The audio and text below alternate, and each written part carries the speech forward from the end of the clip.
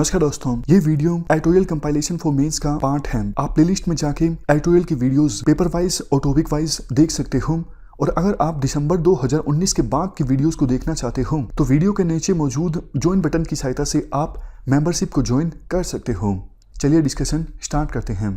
आप GS paper 2 के इस टॉपिक से आर्टिकल को रिलेट कर सकते हो। देखो, जिस हिसाब से कोविड-19 के केसेस हमारे देश में बढ़ते जा रहे हैं, तो एक क्वेश्चन जो पूछना लाजमी है, क्या हमारे पास इतना हेल्थ इंफ्रास्ट्रक्चर है कि हम बड़े हुए केसेस को एब्जॉर्ब कर सकें। मतलब थोड़े से भी अगर केसेस ज़्यादा बढ़ते हैं तो क्या हमारा हेल्थ इंफ्रास्ट्रक्चर उन केसेस को एब्जॉर्ब कर पाएगा, उन केसेस का ठीक से इलाज कर पाएगा, या फिर ज़्यादा जो टेस्ट हमें करने हैं कोविड-19 से इन्फेक्टेड पर्सन्स के, क्या वो हम कर पाएंगे। देखो, आम दिनों में भी हमारे देश में हेल्थ इंफ्रास्ट्रक्चर के संदर्भ में हम बात करें, डिमांड ज़्यादा है, सप्लाई कम है, डॉक्टर्स की कमी रहती है। एकदम से केसेस की संख्या बढ़ गई तो सिचुएशन और भी ज़्यादा खराब हो जाएगी। तो क्वेश्चन वही उठता है, क्या हमारे पास enough testing kits, hospital beds, ventilators, mask या फिर सैनिटाइजर्स हैं या फिर नहीं हैं। देखो, चाइना में जब नाम भी नहीं दिया गया था नोवल कोरोना वायरस का, तब से ही चाइना ने एकदम से अपने हेल्थ इंफ्रास्ट्रक्चर को बूस्ट करना स्टार्ट कर दिया। और जिस चीज़ के लिए चाइना जाना जाता है, चाइना ने बहुत कम समय में काफ़ी सारे हॉस्पिटल्स वहाँ पे इस्टेब्लिश कर दिए। तो चाइना ने देखो बाद में शुरुआत में देरी की कोविड-19 से निपटने में, लेकिन बाद में एग्रेसिव अप्रोच अपनाई और इस अप्रोच की सहायता से चाइना अपने देश में कोविड-19 महामारी को कंटेन कर सका।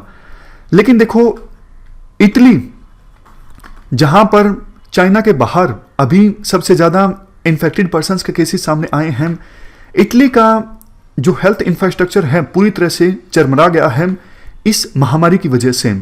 तो इसीलिए ये क्वेश्चन पूछे जाते हैं, जब इटली जैसे डेवलप कंट्री में हेल्थ इंफ्रास्ट्रक्चर पूरी तरह से कोलैप्स कर गया है, तो इंडिया क्या इस सिचुएशन के लिए तैयार है या फिर नहीं है। देखो, 2009-10 के बाद से ही हमारे देश में ऑलमोस्ट 1% जीडीपी का हेल्थ के लिए हम खर्च करते आए हैं। बीच में ये 1.28% पहुंचा, लेकिन 2014-15 में 1% से भी कम हो गया, 0.98%।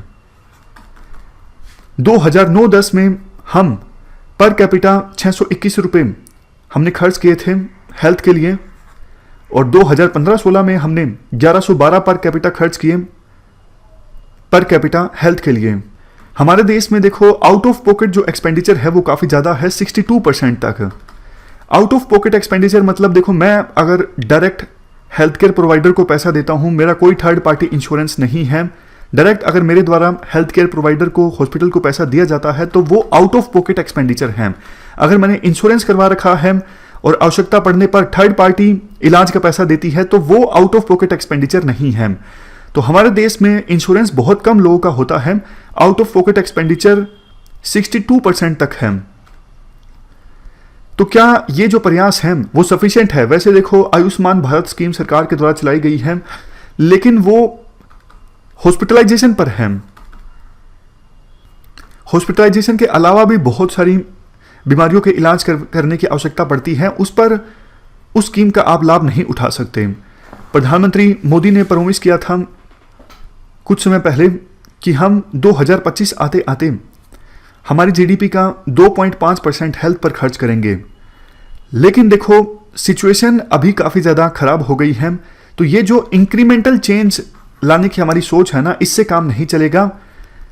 इतिहास इस बात का गवाह रहा है, जब जब कोई बड़ी महामारी आई है तो इतिहास की जो डायरेक्शन है वो चेंज हो गई है।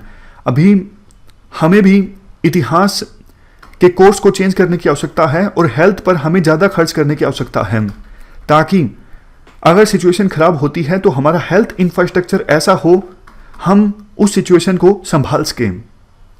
ये हमने पूरा आर्टिकल डिस्कस किया। इस डिस्कशन में फिलहाल इतना ही है। Thank you very much for discussion.